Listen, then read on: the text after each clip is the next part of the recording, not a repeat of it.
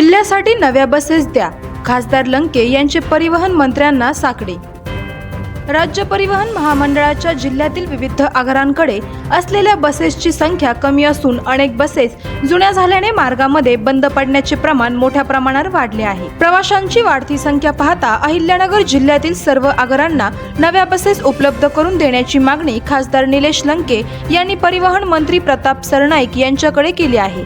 मंत्री सरनाईक यांना पाठवलेल्या निवेदनात खासदार निलेश लंके यांनी नमूद केले आहे की राज्य परिवहन महामंडळाकडून प्रवाशांना विविध सवलती जाहीर केल्यामुळे मागील वर्षींच्या तुलनेत अहिल्यानगर जिल्ह्यात प्रवासी संख्येत वाढ झाल्याचे दिसून येत आहे।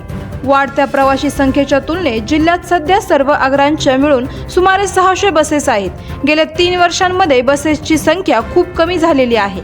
तसेच बसेस जुन्या असल्यामुळे मार्गामध्ये बंद पडतात। काही बसेस स्क्रॅप करण्यात आलेल्या असल्याचे खासदार लंके यांनी नमूद केले आहे। बसेसच्या अपुऱ्या संख्येमुळे खेड्यापाड्यात जाणाऱ्या बसेसच्या फेऱ्या कमी झाल्याने ग्रामीण भागातून शहरी भागाकडे जाणाऱ्या विशेषतः विद्यार्थिनींचे हाल होत असल्याचे जाणवत असल्याचे खासदार लंके यांनी निवेदनात नमूद केले आहे। ब्युरो रिपोर्ट, आवाज जनतेचा न्यूज।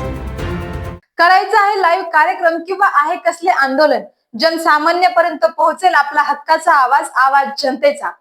बातमी व जाहिरातीसाठी संपर्क करा स्क्रीनवर दिलेल्या नंबरवर।